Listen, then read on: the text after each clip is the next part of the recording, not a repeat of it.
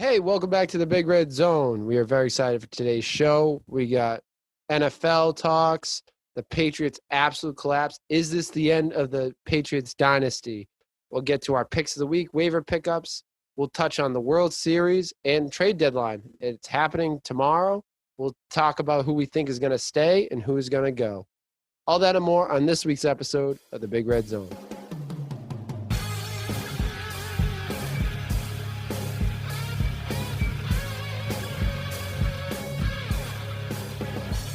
Welcome to the podcast. It is the Big Red Zone. I'm your host, Big Red. As always, I am joined by my good friend, producer John. Yo. Danny Football. Ready to fly. And we are ready for an action-packed. We got a lot to talk about today. Reminder, if you're watching this on YouTube, hit the like button and subscribe. Make sure you follow us on Instagram at Big Red Zone and at Twitter at Big Red Zone. Leave a comment. A review on Apple Podcasts. I almost forgot what that was. A review on Apple Podcasts. And please tell a friend about the pod. Share the Big Red Zone with your friends. And let's all be in the Big Red Zone. That's a new one. That's a new one, That's huh? A new one. Let's all be in the Big Red Zone. Let's keep it fresh. We're keeping it fresh. Right. Also exciting news, fellas. I got a chance to sit down with our former guest and friend of the pod, Aaron Golub's podcast, Blind Ambition, talk about the pod and I guess life in general. And it was a good time. It comes out at the end of this week. So if you have free time, go follow him up on Instagram, Aaron Golub, and go listen to the episode. It was really fun. It was a good experience and always nice to collab with our friends of the pod. Also Halloween, that was also a thing. It was definitely low key, but how was Halloween for you guys? I saw you were a shark this year. I was a shark. Yeah. I was a big red shark. I was a big old Big shark. red shark. Big red shark. I was a big old shark. Big red shark. Big shark. And I saw you and Molly doing the dance. Baby shark dance. We did the baby shark dance. Yes. It was classic. Classic. It wasn't really my call. I can tell. It was just in the moment, and it's a onesie, so I can wear that year round. You're wearing it right now. You know what? Maybe one episode I'll break it out. Shark Week. Maybe I'll break it out for Shark Week. Yeah, we kind of forgot about Halloween. Last episode should have been the spooky episode. We should have dressed up. I have a pizza costume over there. I should have put that was what I was going to be for Halloween. We were talking about it. We should have done the Dave Portnoy. That was popped off. Did you see that? No. People dressed up as Dave Portnoy. Yeah. And really? Dave put on a compilation video of all the people that dressed up at him on an Instagram and Twitter. There was a bunch. So that was kind of cool. I knew someone, this girl dressed up as Dave Portnoy, and he DM'd her and was like, wow, I didn't know, that was probably one of the best costumes. And she was on that thing. So smooth, Dave, real smooth. It's real smooth. Dave is a smooth guy. Shout out Dave Portnoy. Why don't you follow us on Instagram? Yeah, follow sure. us on Instagram. Pick us up. So without further ado, let's get right into our first segment, Weekend Recap. It's the Weekend Recap.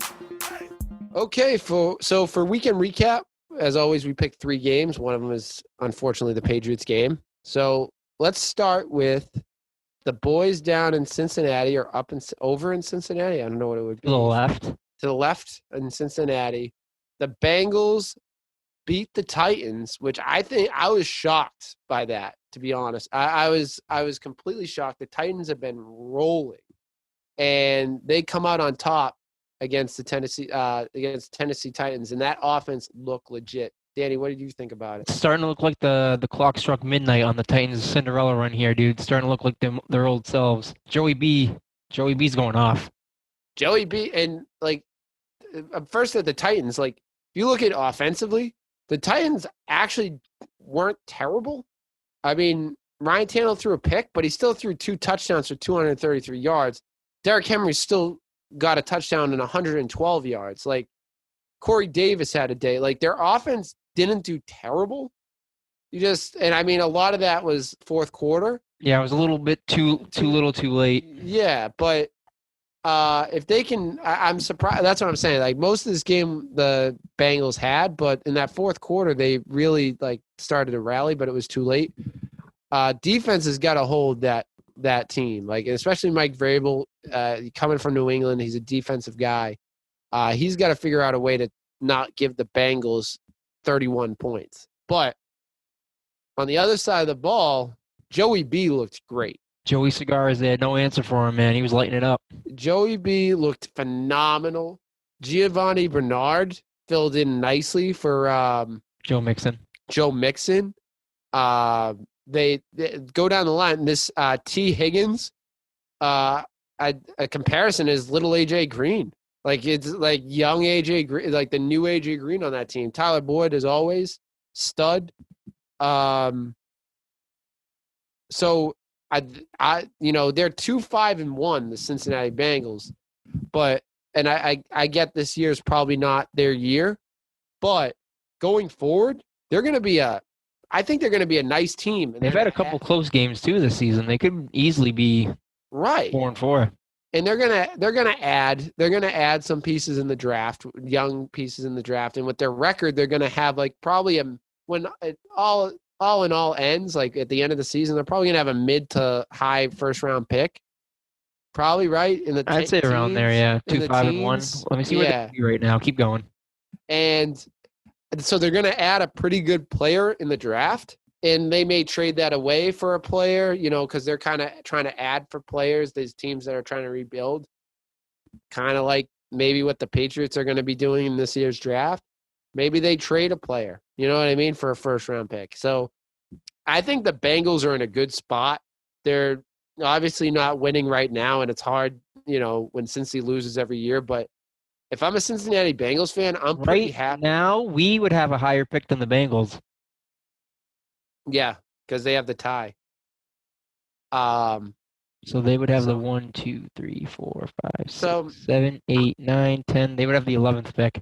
So that's a pretty good pick. And I think it's going to even out anywhere from 10 to 15. But that's still going to be a good high pick. Either they're going to get a good player or they can trade it away and get some nice value for that. So Cincinnati's in a good spot. Tennessee's got to figure it out. And like I said, offensively, they scored 7 points in the first 3 quarters, so that's not good. And the Colts aren't going away. That division's not going to just run away with the division. It's not going to fall into their lap. So they got to kind of figure out. They got to string around a couple wins here. Going forward, they play the Bears, which they should take care of business there. The Colts, which will be a big divisional game. They're going to play the Ravens, which, Ravens – it's a winnable game now. It's a winnable game. They're not this like clear juggernaut, yeah, and which we'll get to in a second. And then they play the Colts again, so they got a big couple weeks in a row here, especially in 2 weeks when they play the Colts on a short week when they play Thursday Night Football. They got a bunch of winnable games here. The Titans are in a good spot. They play the Texans. They play the Lions, Jags, Browns. But you got to win those winnable games still. You still got to win the games. Exactly. You got to win. You can't let this happen with this Bengals team. They got to put these other games away. So we'll put a pin in that for now, but I'm very happy with what I saw from the Bengals. So getting into our second game, we kind of mentioned it already. Steelers versus Ravens. The Steelers stay undefeated against the Ravens, beating them on Sunday. Danny Football, that's a big pick of the week, baby. Pick of the week. They stay undefeated. The offense, they came back in that game because Ravens had a 17-7 lead at half. Big second half for Pittsburgh. And big second half from Pittsburgh. Big Ben had a great second. Big Ben played decently.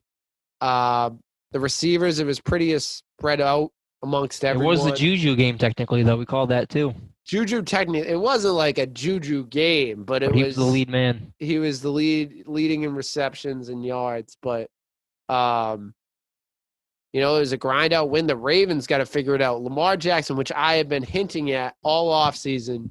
65.8 passer rating, man, not good. 2 picks, like a bad passer rate. Like people got tape on him, and now it's like, what are you going to do? You got to figure out a way to adapt and survive and still stay at this MVP level.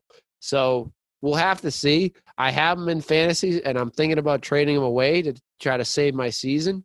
But now it's like before I could get anyone I want for Lamar Jackson. Now it's like he's definitely, let's say this, he's not worth the second round pick I took on him in fantasy football because he's just not doing as much as he did.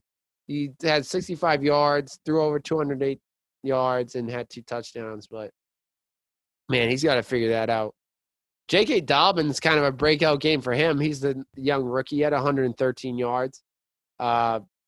Willie Snead had a big day receiving. Snead had a big day. The guy I'm a little disappointed in, and it kind of has to do with Lamar figuring it out, is Mark Andrews. Mark Andrews is like had a couple weeks in a row where he's not that involved, and I get that he's a red zone target. I get that. And if he doesn't get that touchdown, like it's like he's kind of, defeats his purpose. But I'd like to see Mark Andrews get a little more involved in the passing game. And the other guy, Marquise Brown, Hollywood Brown, nothing. He had 1 reception, 3 yards on the touchdown. But they got to get this guy involved. He was so great last year. I don't understand why they're going away from him. I think it's all about Lamar, man. I don't know if he's. It could be the tape, like you mentioned, but it's starting to look like people have figured him out, and he can't just play Madden out there like he did last season. Exactly. They like I said, they got tape on him. They know how to guard him. They know how to defend against him. And are you starting to sell off a little bit of his stock, or are you going to hang on to it?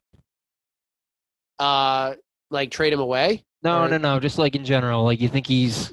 Oh no! I think back from this, or look, I was high on Lamar coming out of the draft. I wanted the Patriots to draft him. This is like one of the biggest irritations I had from Bill Belichick's draft was not drafting Lamar Jackson when we had the chance. And we had 2 chances at him. People forget we had 2 chances at him. We drafted Isaiah Wynn first, which I got because we needed a left tackle. We just had lost a Solder, so we needed a left tackle. I got it. But drafting Sony Michel, which, Sony Michel helped us win a Super Bowl, it made no sense. We had a host of running backs. We still do. And we still do. So we had a chance at Lamar Jackson twice. I'm very upset that we didn't take him. So I'm not ready to give up on Lamar Jackson. Absolutely not. He's 1 year out of an MVP win. You know what I mean? So and he's young. So he's just got to learn to adapt. He's got to learn how to, get better at the phases of the game that he's not that great at. And I think he's going to be a stud for years to come. You know what I mean? Like, I look at Patrick Mahomes and he runs a lot, but he slings the ball pretty well too. Like the throws he makes is pretty great. Lamar's got to figure out he's got to get better at passing the ball. He's got to be better, more all around as a quarterback. Because he's got the wheels. He just needs to get the passing, which, I mean, it sounds silly to say as a quarterback, that's your job. But I don't know. But I'm not ready to sell off on Lamar. There you go. Big Red is staying on the Lamar Jackson trade. He's ready to go. The guy is what, 21, 22, 23? He's young. It's the same age as Baker Mayfield, and it's all getting too good for him. So you want to talk about someone I'm ready to sell off on? The Baker Mayfield single-handedly sunk 2 of my weeks this week, fantasy football. It was terrible. So, but yeah, don't sell. Still hanging on to like 1 Baker Mayfield stock right now. Just one. Hey, we shout him out a couple of times. Jack Moran officially sold out on Baker Mayfield. You see that? I'm staying on. I did see it, but I'm going to stay in there. Yeah, I'm going to stay in there because when he comes to New England, it's going to be through the roof. Yeah, to the moon. I hope you're right. I put him on sleeper when I put him in there. I said future Patriots quarterback, but at the way he's playing, I don't know. I don't know if he's the answer. Do we want to segue into the quarterback for the Patriots right now? I was going to say let's segue into the stinker of the game that we had on Sunday. The New England Patriots lost to the Bills. We said last week this was going to be a turn. You were confident, man. This was your pick. This was my pick of the week. You were confident going into this one. I wouldn't say I was confident. You were more confident than I was. I was hopeful. I was hopeful. But I thought they would be better than this, man. This was pretty rough. This loss may be worse than last week's loss. Because you had it. We had that Yeah, that's a game. good point. Yeah, that's a good point. We were in it. We were in it. We had it at worst the tie, and we had the win pretty well. What were we on the 20? Like near in the 20? Yes. Near the 20. Let's look at the positives first here. Damian A couple Harris. Damian Harris. He's your running back. He is your running back. He is your running back in the future. Forget Sony Michel.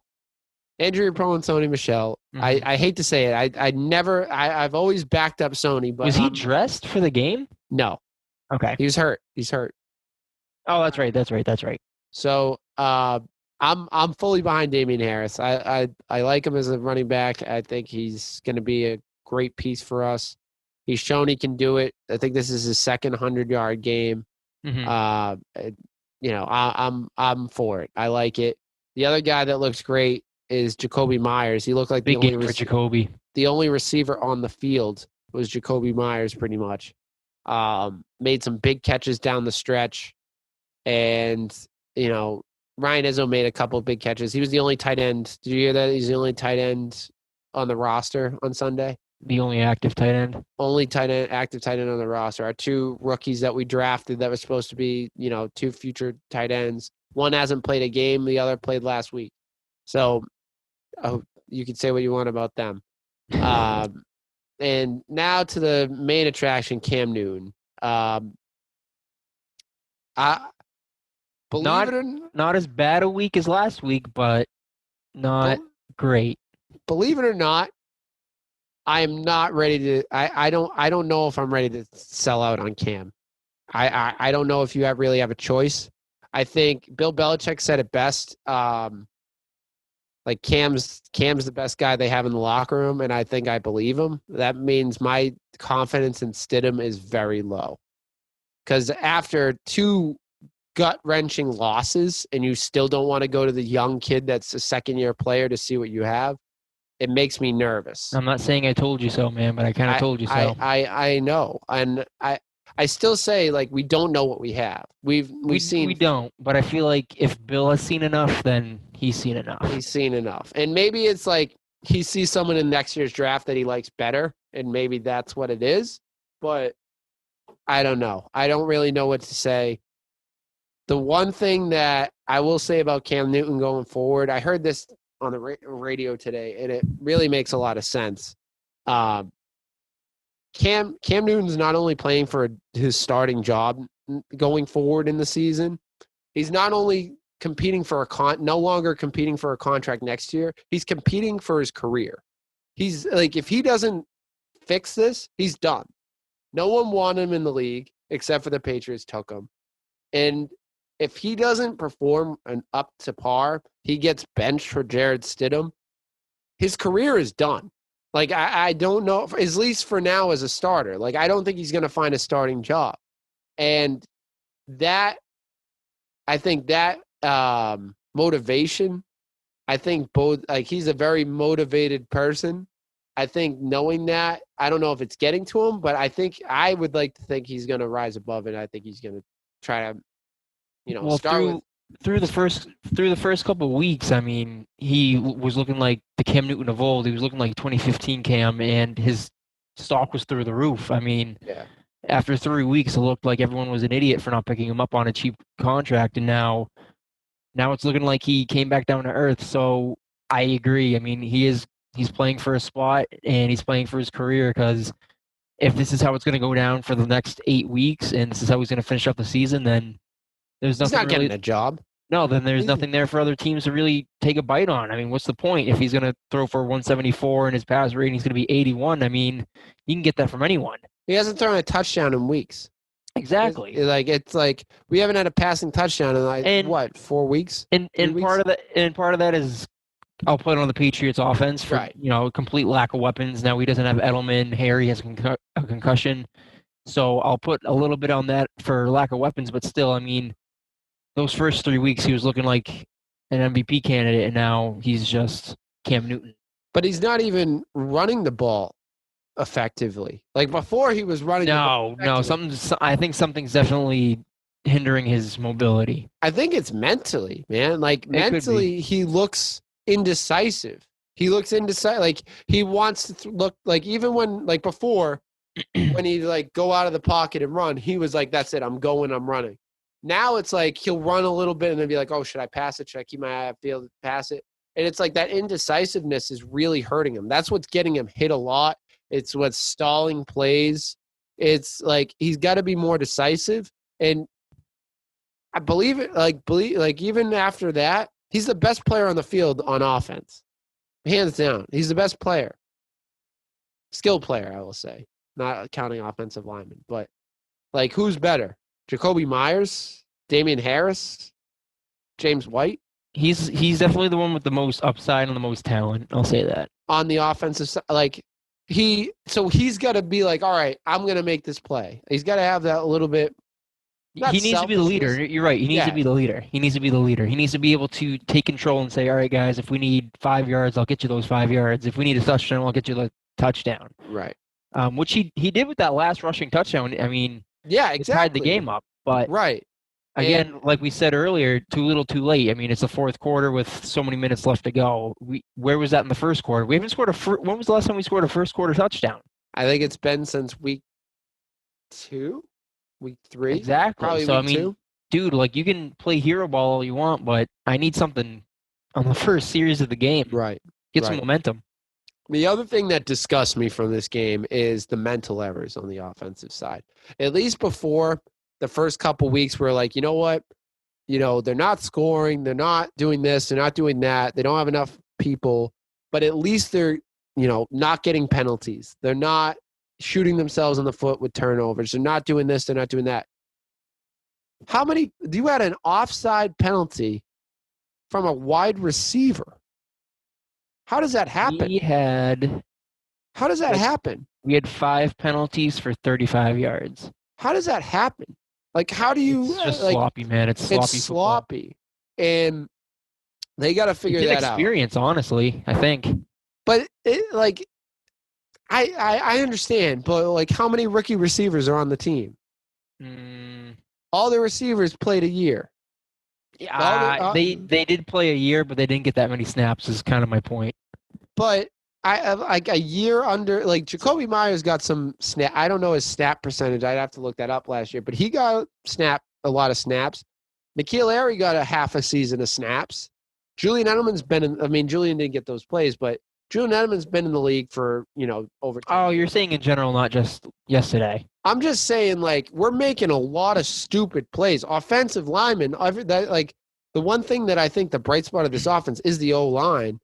But, we got to be better. We like they to make up for a lack of talent, you got to play clean football. And they're not playing clean. That's it. Like they're playing terrible. Like they're making a lot of stupid plays. Like mental errors. Not like you can fault Cam for not covering up the ball all you want, but turnovers happen. You know what I mean? Like that's a thing. Mm-hmm. So, but if how many times did they have a play where they went on first down, they got 5 or 6 yards, and then they had it called back to have now a 1st and 15 on Sunday?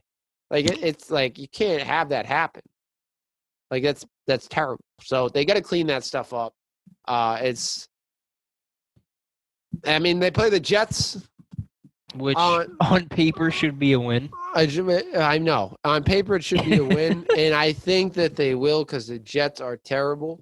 But, before going into that game would be a lock. Now it's like, I don't know. So, I know you're devastated. Right now, 2-5. We're 13th in the AFC. Are you ready to stick a fork in them, or do you think they can battle their way back into a playoff spot? The reason I say I don't think ready to stick a fork in them is 2 things. One, I'm optimistic because I love the Patriots. Mm-hmm. So take that into account. But 2, their division, I think they can scrape together. I will say going into the season, I gave them a lot of the games going in the schedule, I gave to the teams that they've lost to. I didn't think they'd lose to them the way they did, but I said they're going to lose in Buffalo. I thought they would lose. I thought they would split with Buffalo. So right now, beside Denver, in Vegas. I think Vegas before, like I wasn't sold on Vegas, but after seeing them the first couple weeks, I was like, man, they're a good team. Mm-hmm. Well, they beat Vegas, right? They Yeah, our wins right now are the Dolphins on week 1 and the Raiders week 3. So the team like Casey, I thought they'd lose to. I'm not surprised, and they almost beat Seattle. I thought they'd lose to. Going into the season, I thought the 49ers would be better, so I wasn't surprised they'd lose to them. And I gave them a game with Buffalo. The only surprise so far has been The Denver game? the Denver game. Mm-hmm. And so I think they can still win their division.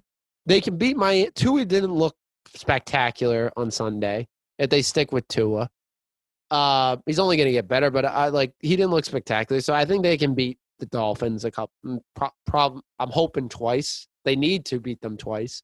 The Jets, they can beat them twice. They're terrible, and I think they can. They were a play away from going into overtime. Well, I guess you say that a bunch, but they were driving against the Bills. I think they finally figured out their stride against them, and they were able to, drive in that last quarter. So I think they can win at Buffalo, beat Buffalo at home, and I think they can pick up the wins in the division. So I think that keeps them in the hunt. So I might be a little less hopeful than you are. I know we have a bunch of topics to get to, but I'm going to rapid fire the rest of the schedule. So they're 2-5 right now. I'm going to rapid fire the rest of the schedule, and we'll see where they shake out. Next game, Jets. What do you got? Win. All right, so 3-5. Ravens. Loss. 3-6. Texans. Win. 4-6. Cardinals. Loss. 4-7. Chargers. Win. 5-7. Rams. That's a toss up. Like they look terrible. The Rams looked bad too. So I mean, was it home or away? Away. But they're in LA for that couple weeks. I'll say win. I'll say win. 6-7. Dolphins. Win. 7-7. Bills again. Win. 8-7. Then the Jets are the last one. Win. So what is that? 10-7? No, 9-7. 9-7. 9-7. Which is not what I thought. I thought they'd be at least 10-6. Only one game off. One game off, but so you heard it there. 9-7. Big Red lock it in. They got to go 9-7, and that's not going to be a playoff team. They're adding an extra playoff team this year. So. Oh, that's true. So they may have a shot. They may have a shot at that other wild card spot, but I don't know, man. Like they got to figure a lot of things out. And the thing is about those games, like the Ravens are floundering. Like they're like right on the teetering point. So like now's the time to catch them. They're going, if they can get a nice momentum win going into Sunday, they have I don't want to say they have a shot, but there's a chance. You're telling me there's a chance that maybe they can put enough plays together and get the win. So I'm not ready to count them out yet. So let's get into, that's our weekend recap. We're going to get into our next segment of the week, picks of the week. Picks of the week.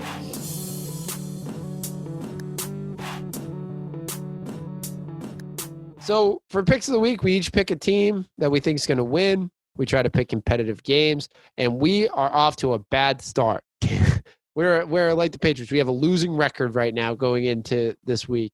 We're tied 2-3 after the Patriots got me a loss last week. But Danny Football, who are you going with this week?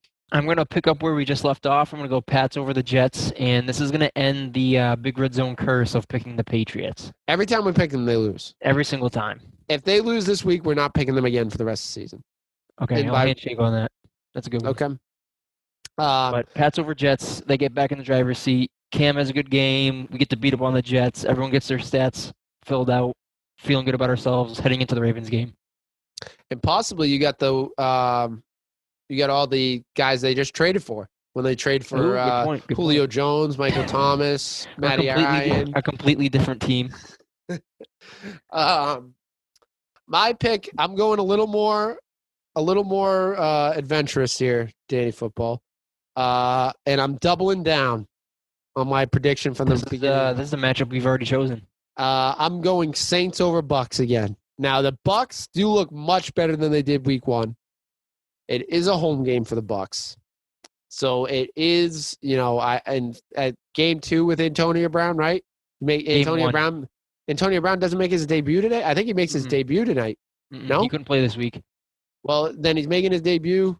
I think that bright lights in really great interdivision game, ready to go. But I think the Saints will pull it out. I think the Saints. I just like that franchise. I love that franchise. They have a very good team.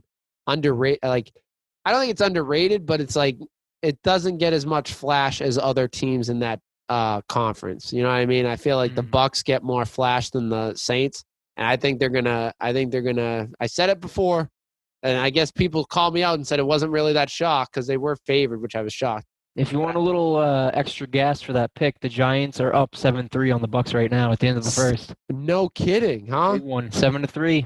I hope Sterling Shepard isn't having a day. He's not. Okay, good. So we'll have to see. I wonder if Wayne Gallman, your waiver pickup of the week, you could be 2 for 2 for last week. He has 1 reception for 18 yards. Wow. He's on the hunt. He's on the move. 3 carries for 2 yards. Well, I guess I shouldn't have listened to your advice. I picked him up and played him in a league. Give him time. It's only the first quarter. That's right. Wow, that's crazy. So I'm going Saints over Bucks. Danny Football's going Pats over Jets. And we'll see if we can get to 500. We're clawing our way back, just like the Patriots. We're clawing our way back. We're going to claw our way back 1 week at a time. Let's get into waiver pickup of the week. Now, this one's not really – this is kind of a chance. I think we both took a couple chances this week with waiver pickup. I went Jordan Wilkins. Now, he's rostered in 0.5% of ESPN leagues, and he's in a crowded backfield of Indy. The thing I'll say is he got 20 carries, which is shocking. Plus, he got 89 yards and a touchdown in a reception for 24 yards. In a backfield that has their young stud rookie and another great back, I'm surprised he got 20 carries. But that gives me confidence to pick him up. If he's getting 20 carries, they're trusting him. He outran he got more carries than anyone in the backfield. So it's maybe worth, I don't know, depending on what your team's at, I don't know if you want to get rid of, if you want to pick him up, you have to get rid of someone on your team, but definitely someone to maybe pick up or have on your watch list, because 20 carries is pretty ridiculous for a guy that, is only rostered in 0.5% of leagues. So I'm going Jordan Wilkins. As a Jonathan Taylor owner, I'm a little upset about that one. That's what Jonathan Taylor is one of the most frustrating players. I cannot believe how little they are using him. I don't understand it. Why aren't they using him? He's you're running back of the future, and you're not even you're not using him. I don't understand. Marlon Mack tore his Achilles tendon, and I thought I was the biggest genius in the world for taking Taylor, but apparently not. They're not. My waiver pickup, I'm going to go with another running back. I'm going to go DJ Dallas from Seattle. I almost picked him up going into this week. Rostered in 11% of leagues. Put up a 22.8 with Carson out. And Hyde. That's big. Hyde. That was huge. They had a depleted backfield. My friend Kevin, shout out to Kevin if he's listening to this, but he actually picked up Dallas right before the game started because he saw that Hyde was out and got 22.8 out of him. So I'm going to ride the train. DJ Dallas is it. I definitely recommend if you have Chris Carson on your team, you handcuff DJ Dallas, I think, or Carlos Hyde if he's healthy. But DJ Dallas is definitely a good pickup for going into next week in the future because we don't know what's up with Carson. We don't know what's up with Hyde. So definitely a good waiver pickup, Danny. Thank you. So that does it for waiver pickup. We'll do one every week, and hopefully, I think a lot of them we get right. I know we've had Corey Davis in there. Yeah, we've had some pretty solid. Yeah, we've had some solid waiver pickups. So Andy Dalton didn't really shake out, but that's okay. Yeah, that was a bust. I didn't count on him getting attempted murdered on the field. That was a bust. Talk about, and also, what's up with that sucker punch? That was wild. That was like, I don't understand that. Apparently he spit at him or like threw his mouth guard at him or something like that. I Oh, can't really? remember. Yeah, And then that he was wild. cocked him like two Yeah. plays later. Twice. Like he Oh, punched my him and then he God. just stared at him like, what? Did you just punch me? And then he punched him again. Also, why punch someone with a helmet on? I don't understand that. Like, that's just going to hurt your hand. Yeah, if it were me and someone was punching me with a helmet on, I'd just stand there and let them do it. Like, if you want to break your hand, break your hand. Yeah. It's like I say, people that like punch the floor or punch the like in basketball, if they slap the floor, like punch the floor, punch the wall, or if you're like playing on a field and you punch the ground and the wall and the floor is undefeated. They always win. I'm actually a little bit of a fan of slapping the floor on defense. Well, no, a little slap is different, but like when you're punching the floor after you make a bad play or slapping slap. Hey, I like a good old fashioned slap the floor at half court. There you go, baby. Let them know what's going on. Set the tone. Set the tone on D. Who you just doesn't, can't, huh? You just can't. Losers. That's who, John. You just can't give up a easy layup after that. No, absolutely not. If they drive through the paint after that, you're going for a hard foul. Yeah, you're hack a shack. You're hacking them. There's no way you're letting them get it. Or if they break your ankles, you might as well just walk off the court. That's Big Red's advice for basketball. So keeping with the NFL, we're gonna talk about the trade deadline. It comes up November 3rd. And it will come out a little bit. It will happen already before this episode comes out, but it is tomorrow. So we're going to go play a game called Should I Stay or Should I Go? And basically we're going to go through a bunch of not free agents, but a lot of guys that are on the trade block. And we're going to say if they're going to stay with their team or they're going to be traded at the deadline or by the deadline.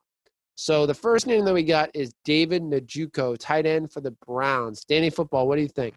I'm thinking he stays. I think the Cleveland Browns need all the weapons they can get, especially with Baker Mayfield struggling. And I think they keep this. I think they keep this offense loaded as much as they can. I think you're right. I think he will probably end up staying by tomorrow. The one team that I think should make a move for him, and it wouldn't take much because I don't think he hasn't done anything this year, and really he's been inconsistent in his career. The New England Patriots should trade for David Njoku. They really should. You have plenty of picks to do it. You have plenty of late-round picks to use. You can go use these picks to get a guy that will help you now. And I get this team is not at like Super Bowl like retooling, but he's a younger guy. You can use a late-round pick to get him. And it's a position that you haven't filled in 2 years. So I am all for trading a low-round pick for him. Like a 6th-round pick. We have multiple 3rd-round picks. I don't even think a 3rd-round pick would do it. 5th or 6th round, I think you could get them. I really do. And I would do it. I would do it in a heartbeat. I think the Patriots should act on that trade. What do we got for the second guy? We got John Ross with the Bengals. You want to take this one? Yeah, I think he gets traded. He is publicly said he wants out. And he's definitely going to be a guy that either he gets traded or they do a contract buyout because no one wants him. Like they know that he doesn't want to be there, and the Bengals aren't going to get a lot for him or anything for him. So he may not end up getting traded, but he'll be bought out and signed somewhere. I think he's going to play with. So yes, he's going to go. I don't know if it will be through trade or through free agency, but there's plenty of teams that need wide receivers. The Patriots are one. And he's another guy that I thought the Patriots would target. Another guy that I think is evident after the Packers loss is the Green Bay Packers. They need Devontae Adams can't carry that team, especially when Aaron Jones is out. So I think that the Packers could go after him. They could use a wide receiver. There's a lot of teams that are looking for that other wide receiver. The Ravens, they could use some help. It could be anyone. But I think he definitely goes. What do you think? I think he's going to go. I think this is a team that can definitely afford to start moving some pieces around to try to balance out the team. I think he stays in the division. I wouldn't be surprised if Cleveland takes a waiver on him. Cleveland could be a team that he goes to as well. No OBJ. You need another guy to eat up some catches from Landry. John Ross, man, he knows the division.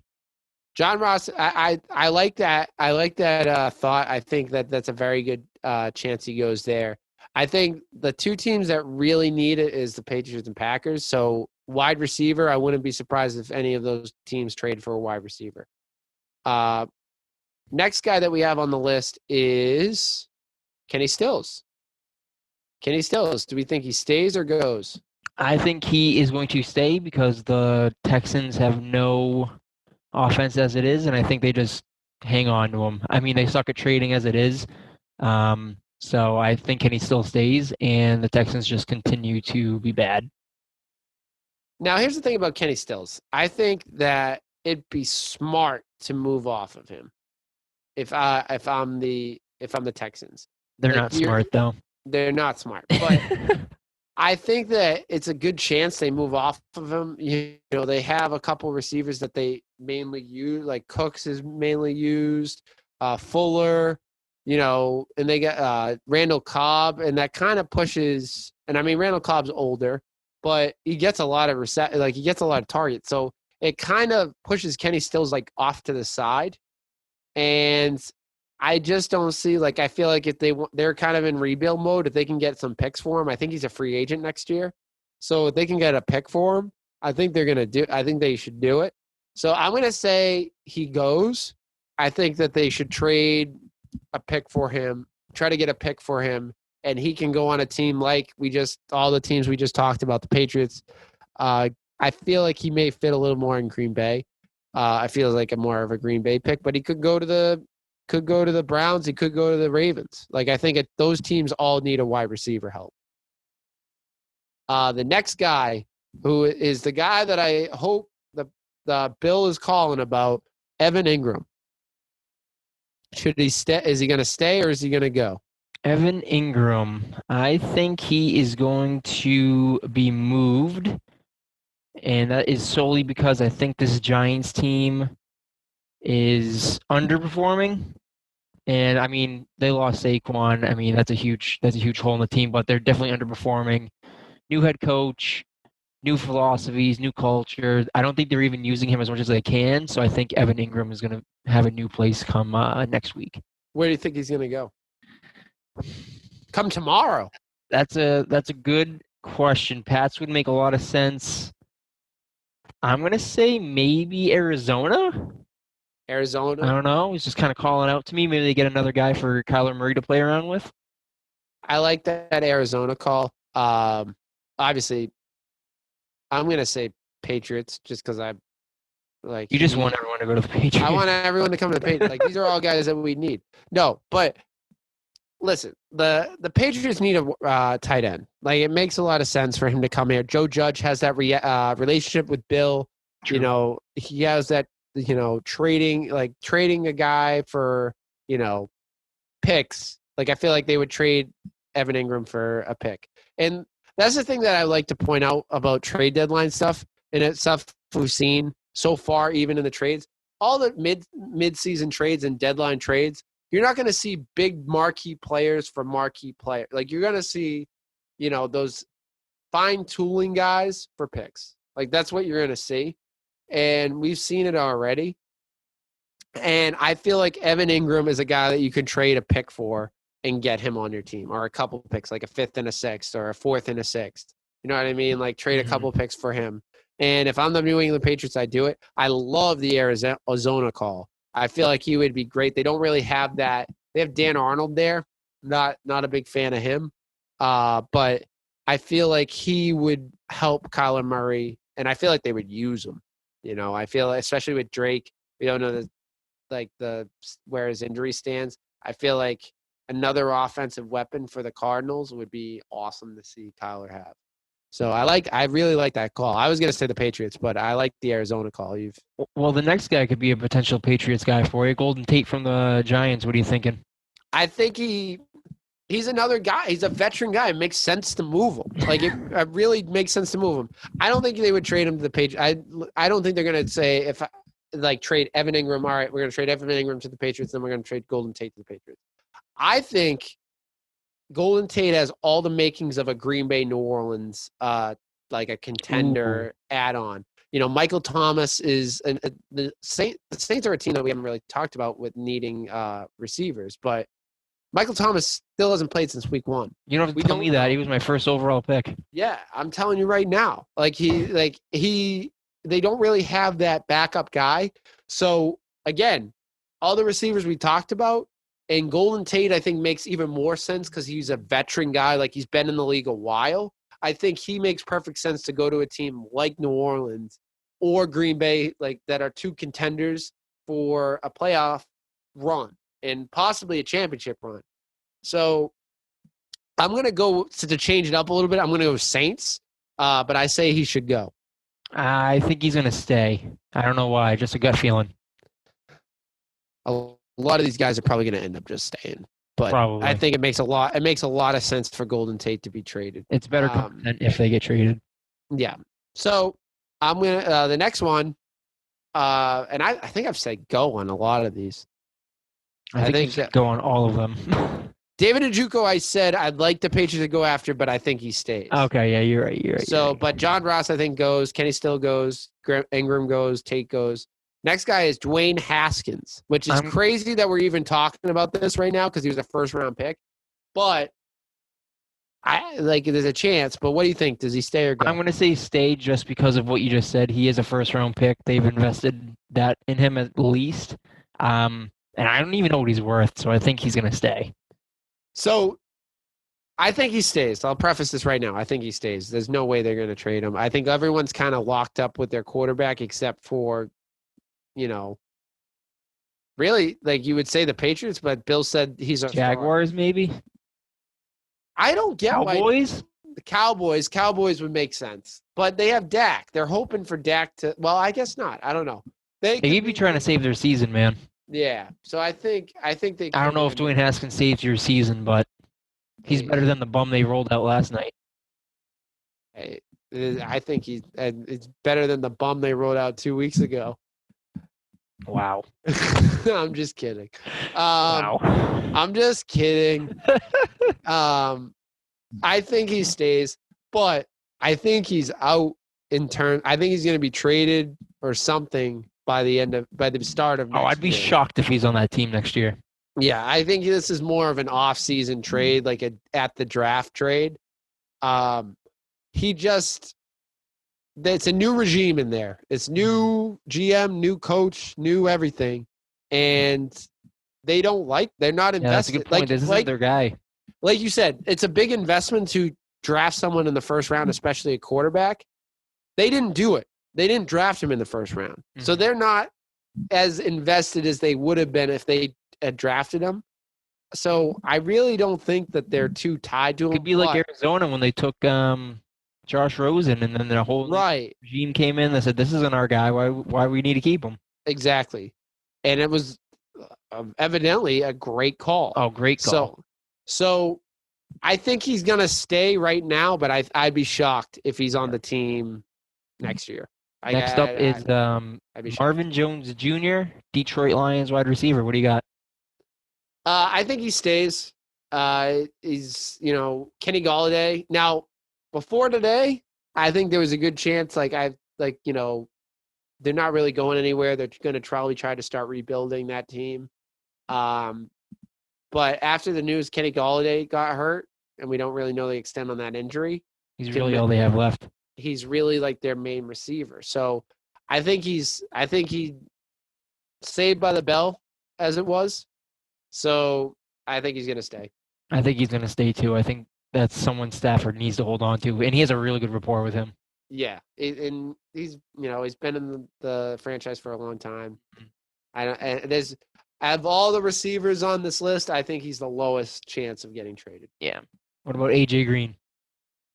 AJ Green's a guy that you've been screaming for weeks is going to get traded. I'd love for AJ Green. Where? Where do you think he's? Do you think he's gone by the deadline? I want him to go, but I don't think he will. I think the Bengals are going to hang on to him for what reason. I'm not sure. Is this his last year on his contract? I'll look real quick if you want to kind of give your 2 cents. I think he's going to stay. I think he's been actually building up a decent rapport with Joey Cigars. Cigars, baby. And I think that alone is going to help him plead his case. Also, he's a Bengal like his whole career. This is the last year on his contract. He's got a So 1-year deal. it would kind of make sense for them to trade him, but I think he stays. I think of all the people in that Bengals like wide receiver core, John Ross is going to be the guy that's out, and they're going to hold on to everyone else. So That would be typical Bengals to let this guy walk and not get anything for him. So yeah, but I mean, what could you get for? I mean, you could probably get you can get probably a late pick, maybe. Yeah, you could probably if get that. a mid-level pick, but But what do you, I can see him being a guy the Pats bring into training camp next year as a kind of let's see what you got. Yeah, I could see it. And I think Bill Belichick has a pretty good rapport with him. I'd venture to say. So, I love it. I think he stays for now, but I think you're right. I think he could be leaving next year. Oh, absolutely. And then we got Fitzy.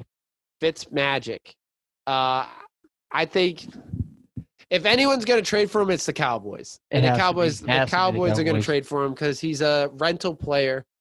I don't think the Patriots are the only other team that would be like kind of like looking for a quarterback. Excuse me. You mentioned the Jags, but I think if anyone's going to do it, it's going to be the Cowboys just to keep afloat this year. And I think he's going to be nasty wherever he goes. Fitzmagic, I like I said, I'd love him to come to New England just for the simple fact playing for all the AFC East teams. Might as well come here. But can we just talk about how bad they did Ryan Fitzpatrick in Miami? Brian Flores. I mean, I get that they want Tua to play, but this guy had them playing winning football, so I don't see the need to pull the plug on him so quickly. They were, a game out of the division? Yes. And they pull him? They pull him?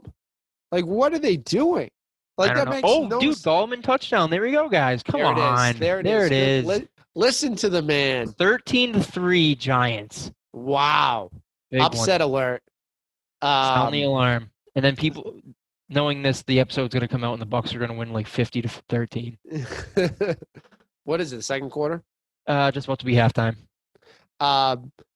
So I think Fitzy is going to end up staying. I honestly think I wouldn't be surprised if they bench Tua for the end of the season to save him. That wouldn't be a bad idea, depending on the playoff picture. Yeah, and play Fitz the last bit of the games. They should have been playing Fitz this whole year. I'm so upset how bad they did Fitzpatrick. He was balling. He was doing well. And I get Tua's your guy of the future, but that's exactly what he is. He's your guy of the future. He's not your guy now.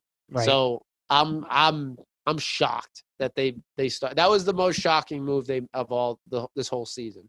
That and they started Tua. The last guy we got on the list is near and dear to our hearts. We got Gilly Lock. What are we thinking? I think there's a good chance he goes. I really do. You win that game, I think this changes drastically. Now that they're out, there's a good chance he goes. And the thing that I think that makes me say that, and Bill was probably already thinking this ahead of time, is the scratch from this week's game. Shows up on the injury report late last week with a phantom knee injury. We saw this when we saw this like in training camp when he was kind of having some like problems with his contract of getting paid like dirt money.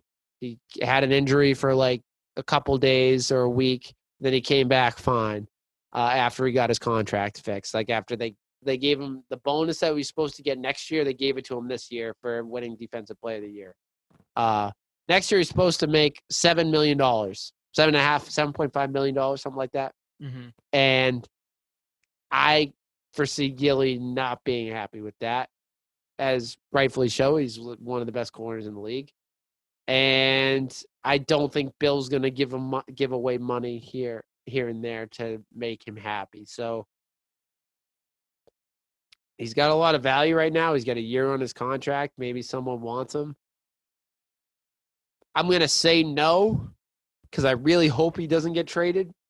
But I'm not going to be shocked if I wake up tomorrow morning or finish the pod tonight and hear that Gilly has been traded to a contending team for a first-round pick.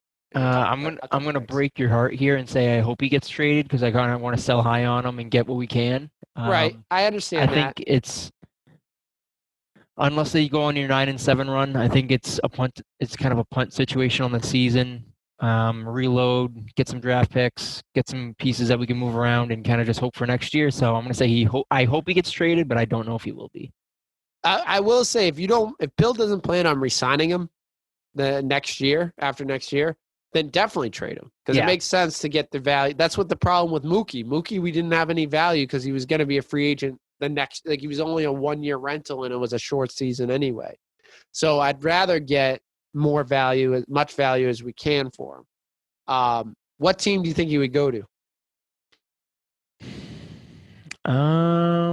Take a shot in the dark. Cornerbacks. Maybe New Orleans? I can see him going to New Orleans. Shore up their defense. You know who I can see him going to, and it would make a lot of Pats fans disappointed, is Seattle. Seattle could use some help on their defense, and he would be a guy. Maybe even Kansas City. Kansas City, I don't think Bill would trade him to Kansas City. I hope he wouldn't trade him to Kansas. These guys, if you notice, like when he makes these trades, like big players, he trades them out of conference, out of division, out of conference. That's a good point. I think he'll go to Seattle. He could go to Seattle. He could go to New Orleans, possibly even, dare I say, Tampa Bay. Jesus Christ. I don't want to. I'm so sick of them just taking everyone, man. We might as well just say everyone in the NFL put up your best defensive and offensive player and just send him down to Tampa. God damn. But I think if he's going to get traded, I think Seattle would be a landing spot for him because it makes too much sense. Like they need the Legion of Boom we've been talking about is dead. And they need some help on the defensive side to have a chance. Russ is going to get you, 300 yards in the 3 touchdowns a game, but he still needs help on the defensive side when he gets into these playoff games. So I think that makes sense for him. But same with the Saints. I think that's a good call too. So that's our should I stay or should I go? And we'll find out if we're right. A lot of times players stay more than go. Everyone wants these big, flashy trade deadline moves, and we end up having radio silence. So, and it's a lot of minor deals. That's why I think John Ross is like that kind of. He has that set for being traded. He's a not low level. He's a good player, but he's a low level guy in the grand scheme of things. So, taking a quick spin away from football just to talk about it, the World Series we mentioned last week, they were going to Game 6. The Dodgers finally got one. They beat the Rays 4-2.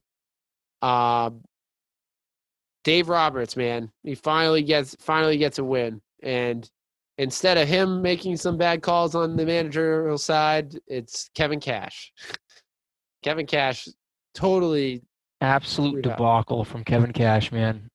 Before we get into Kevin Cash, we just want to say, what are your thoughts on the game, on the series in general? Dodgers winning the World Series. I only feel good for Dave Roberts. It hurts me that Mookie won one immediately after leaving. I wanted the Dodgers to continue to suffer, but that's not the case. And I'm just hurting, Big Red, just hurting. Get ready for 13 more. The curse of the Mookie is going to happen, dude. In 86 years, I'm going to be that 100-year-old man that's happy when the Red Sox win. At least we got to see a couple of them, man. At least we got to see what, 3? 4? 4. We got to see 4 of them. That's awesome. That's a lifetime's worth right there. It's a lifetime's worth. I'm good until I'm 100. No, I'm not. I want to keep winning. Mookie, I mean, it hurt to see Mookie, and especially the way he did it. He scored the go-ahead run, and then he hits the home run in the 9th or the 8th just to add on some insurance. So that was tough. Dave Roberts finally got one. I'm happy for him. You know what? I'm also a Clayton Kershaw guy. I don't like Clayton Kershaw. You don't like Clayton Kershaw? Why don't you like him? Big anti-Kershaw guy. I think he gets too much hype from the media. He's pretty good, to not perform in the postseason. He's figured out his postseason. He's been one time. Good. I don't know if that gets. He was good in the last couple. He's good in the last couple World Series. He wasn't good in the Red Sox one. Freaking teed off on him. Yeah, well, that's Red Sox, man. We had Mookie. This is the greatest team, Red Sox team of all time. Dude, I'm telling you, the curse of the Mookie's like a real thing. I think we're not going to win for a while. I need to see actual baseball season before I start saying that. So we mentioned it. Kevin Cash, who's we known for being analytical, an analytics kind of manager, has made a lot of questionable pitching changes in the World Series. He did make a lot of questionable pitching changes. But the most questionable one is in Game 6 when he pulled Blake Snell out. Like, that was terrible. In the reasoning behind it, so he had the go-ahead run on third, I think, or the tying run on third. Tying run on third, on base. And he didn't want – the reasoning was he didn't want Mookie in the heart of the lineup seeing him for a third time, which Blake Snell was dealing. He had a shutout going. He's your ace. He's your guy that you lean on. And these are the times you don't take him out in the sixth inning.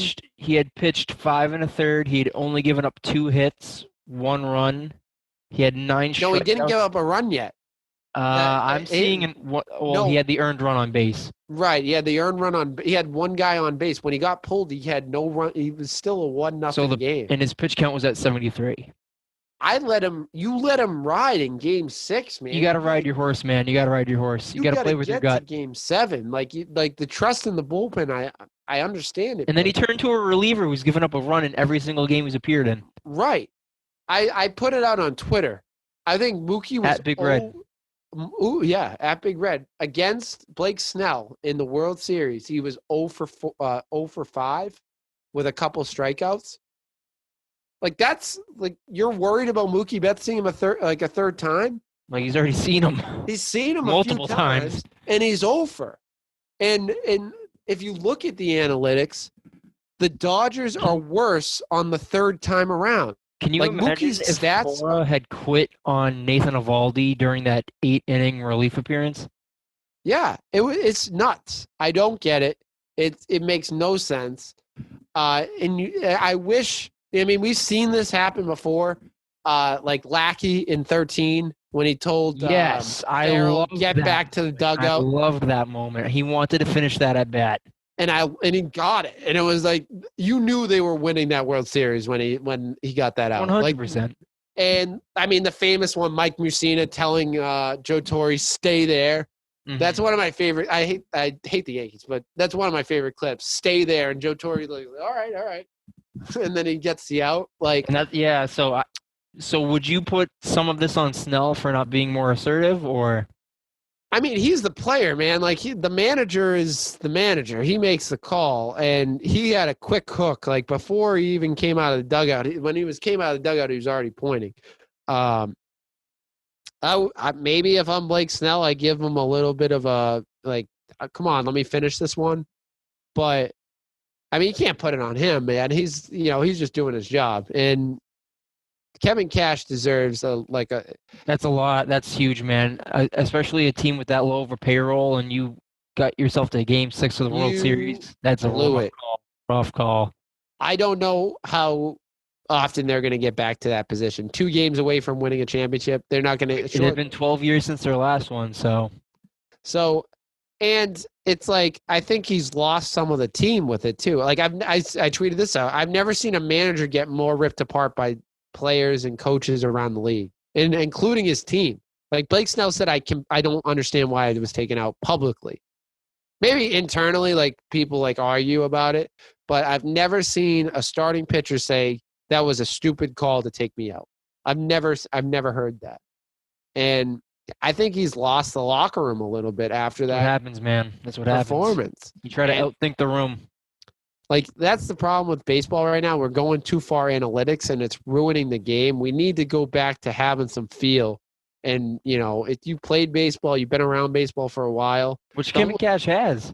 Which he has. But the problem with Kevin Cash is he looked at a computer to tell. If we're going to look at a computer to tell when to make a pitching change, what to do for roster, then why do we need experienced baseball players? I can go read a computer and tell me, all right, I think he should come out now. Mhm. You got to have some feel for the game. You got to be there. You got to be at that level for a while, probably play at some point. But like at that point, why do you need former players? Like it makes no sense. Like if you were going to read a computer and have that determine when you take people out and such, then go get a random guy off the street. I'd argue you're better off riding your guy a little too long rather than taking him out too early. Well, there's to an extent. Like you gotta, like I said, you gotta read the room. Like you got. I'd rather my guy go one at bat too much than take him out and at bat too early. Like I said, you gotta read it. Like under 70 pitches, 6th inning, not even full 6, and he's dealing.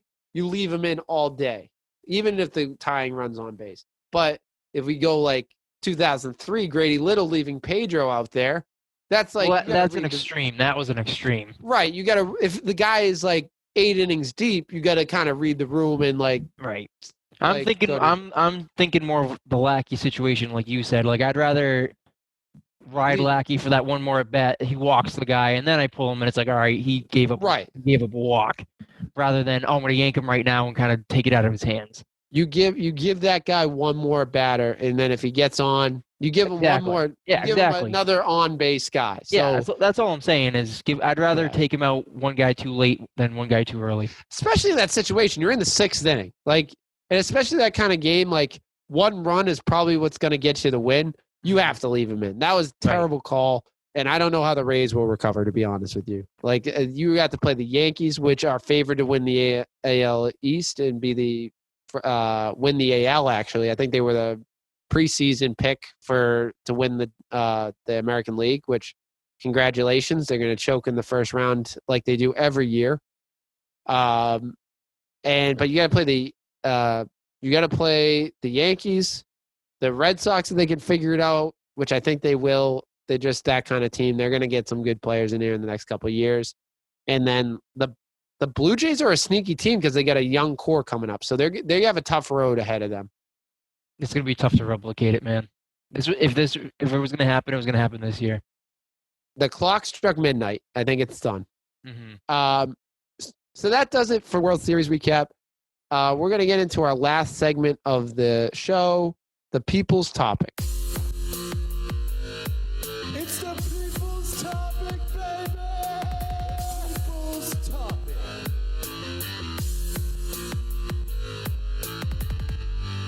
So as always, for People's Topic, you can write in on our Instagram or Twitter at Big Red Zone, on our YouTube page. Find the Big Red Zone, hit the like button on this video as well as all our other videos, and subscribe.